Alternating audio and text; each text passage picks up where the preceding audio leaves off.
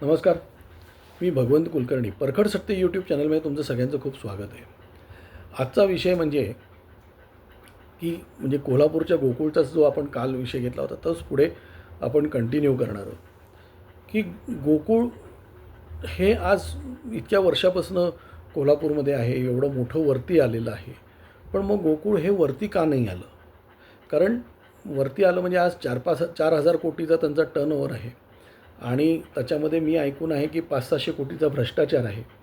पण हे कसं आहे की त्याच्यामध्ये राजकीय हस्तक्षेप इतका मोठा आहे काय की त्या ह्याच्यामध्ये ह्या राजकीय हस्तक्षेपामध्ये मुळे गोकुळ नाहीतर गोकुळ हा अमूलला टक्कर देणारा कारखाना आहे, डेअरी आहे ही. म्हणजे ही मोठी झाली असती तर आज अमूलला टक्कर दिली असती. अजूनही वेळ गेलेली नाही आहे. आज गोकुळवर जे काही आज कोर्टाने निर्णय दिलेला आहे की 3 महिन्यापर्यंत नंतर निवडणुका घ्यायच्या आणि 3 महिन्यावर त्याच्यावर प्रशासक आणायचा. मग मी म्हणतो त्याप्रमाणे मुश्रीफांना वगैरे प्रशासक का नको आहे? त्यांना प्रशासक नको आहे कारण त्यांची उद्या चौकशी झाली तर अंडी पिल्ली बाहेर होईल. आणि माझं तर म्हणणं आहे प्रशासक, मी जे काय ऐकून आहे की 3 DDRांची नावं कुठेतरी बाहेर आलेली आहेत. म्हणजे मी एका यूट्यूब चॅनलवरच बघितलं आणि गुगलवर पण कुठेतरी वाचलं मी की 3 DDRांची नावं आहेत. DDRच्या लेवलचा माणूस हा प्रशासक नसला पाहिजे गोकुळचा. कारण हे सगळे मुश्रीफांसारखी जी लोकं आहेत, एवढी बलाढ्य लोकं आहेत किंवा इतर लोकं जी आहेत सगळी बलाढ्य लोकं आहेत, ही बलाढ्य लोकं ही ह्या DDR कधीही त्यांच्यासमोर काम व्यवस्थित करू शकणार नाही. ह्याला एखादा रिटायर्ड IAS ऑफिसर ज्याला दुग्ध व्यवसायातली माहिती आहे आणि एक हायकोर्ट जज, मग तिसरा तुमचा DDR असो किंवा ADR असो कोणी असू देत, पण या एक हायकोर्ट जज आणि रिटायर्ड हायकोर्ट जज आणखीन दुग्ध व्यवसायातला एखादा रिटायर्ड IAS ऑफिसर, अशी लोकांची जोडी, अशा जोडीने तिथे असं त्रिकूट करून तुम्ही तिथे हे करायला पाहिजे आणि सगळ्यांची चौकशी करा, सगळी कागदपत्र बाहेर काढा. आज मी जे ऐकून आहे की 500-600 कोटीचा भ्रष्टाचार आहे.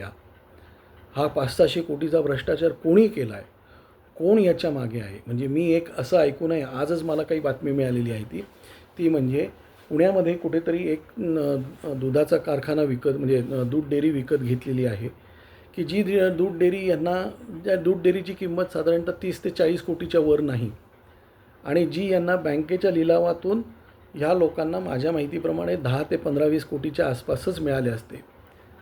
त्या दूध डेअरीची यांना सगळी माहिती होती कारण त्या दूध डेअरीमध्ये यांचं पॅकेजिंगचं काम चालतं असं माझ्या कानावर आलं आहे. मला लवकरच मी सगळे तपशील घेईल आणि याच्यावर बोलेल मी. पण जी ओझर तर मी ऐकलेलं आहे ते हे असं आहे आणि ती ह्यांनी घेतलेली आहे 82 कोटी रुपयाला. किती? 82 कोटी रुपयाला. म्हणजे जी 25-30 कोटी रुपयाची जी फॅक्टरी आहे, त्या 25-30 कोटी रुपयाच्या फॅक्टरी ह्या लोकांनी 82 कोटी रुपयाला विकत घेतली. म्हणजे जवळजवळ 50-52 कोटी रुपयाचा भ्रष्टाचार झालेला आहे आणि त्या भागामध्ये तेवढा जमिनीचा सुद्धा रेट नाही. आणि आता मी असं ऐकलेलं आहे, म्हणजे गेले 4 वर्षापासून ते गोकुळचं कॉन्ट्रॅक्टिंग करतात. म्हणजे असंही नाही की बँकेने लिलावाला काढलेलं आहे वगैरे, हे गोकुळच्या लोकांना माहिती नव्हतं, हे यांना सगळ्यांना माहिती होतं. उद्या परवा माझ्याकडे नावासकट सगळ्या गोष्टी येतील, त्यावेळेस मी बोलेल या बाबतीत. तर हा भ्रष्टाचार कोणी केला? सगळ्या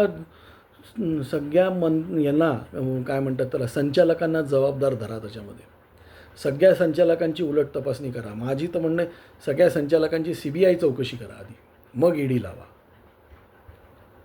हे कोणी केलं आहे का? यांना कुठल्याही संचालकांना तिथे हे काय म्हणतात त्याला, त्यांच्या मीटिंग्समध्ये, दर महिन्याच्या मीटिंग्समध्ये, प्रोसिडिंग्समध्ये या गोष्टी मागता येत नाहीत? हे केलं कसं हे बोलता येत नाही यांना? आणि समजा गोकुळ ऐकत नसेल तर तुम्ही DDR JDR करत काय होते?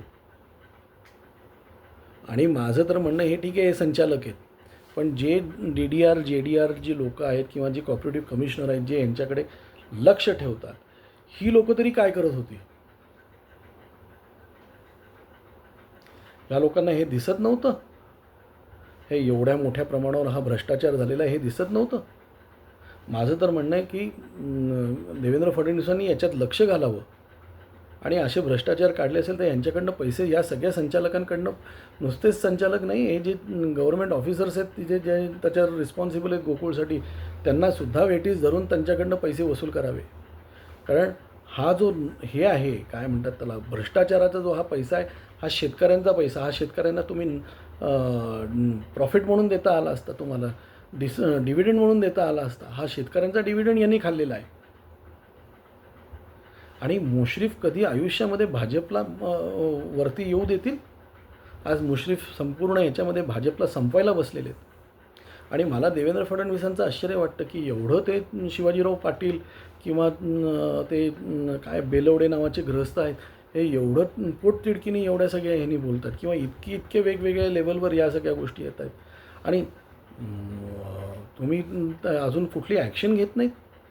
आज कोर्टाने ॲक्शन घेतली 3 महिन्यानंतर हे करायची.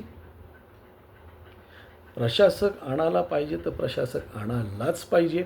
आणि गोकुळवर प्रोफेशनल प्रशासक पाहिजे तर तुम्ही गुजरातमधनं एखादा IAS ऑफिसर जो अमूलवर होता अशा माणसाला आणा आणि प्रशासक बनवा तिथे.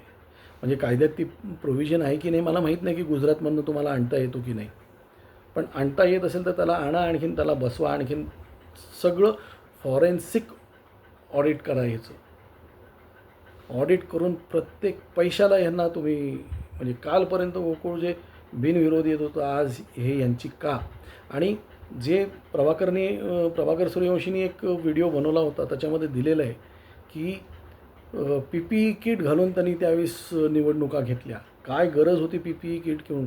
आणि त्या निवडणुका झाल्यानंतर जे कोणी कोरोनामुळे मेलेले आहेत त्या लोकांची यादी बनवावी. आणखीन ह्या लोकांनी ज्यांनी ती हे कंडक्ट केली त्यांना सदोष मनुष्यवधाचा गुन्हा त्यांच्यावर दाखल करावा. ज्यांनी ही कंडक्ट केली म्हणजे त्यावेळेस चीफ मिनिस्टर तुमचे उद्धव ठाकरे होते, त्यांच्यापासनं. कारण उद्धव ठाकरे म्हणजे अत्यंत निकामी मुख्यमंत्री, फेसबुक मुख्यमंत्री. आणि त्याचं हे घेऊन बंटी पाटलांनी आणखीन हसन मुश्रीफांनी ती निवडणूक घेतली आणि तिथे महाडिक म्हणजे भाजप साधारणतः 80-90 मतांनी पडलेलं आहे. हे काल परवाही मी सांगितलेलं आहे. पण हे करून ह्याची, कारण माझ्या माहितीप्रमाणे आंबेडकरांचे बंधूसुद्धा त्याच्यामध्ये गेले. आणि आज आंबेडकर मुश्रीफांबरोबर जायचं म्हणतात असं माझ्या कानावर आहे. का मुश्रीफांच्या ताब्यात आपलं दूध संघ द्यावा. आणि मी असं ऐकलं की मुश्रीफ सध्या तिथे बऱ्याच मोठ्या प्रमाणावर मुसलमानांची भरती करत आहेत. का? हिंदू नाही आहेत का तिथे? म्हणजे हा तुम्ही म्हणाल की हा धर्माचा रंग वगैरे आहे. हो, हा धर्माचा रंग आहे.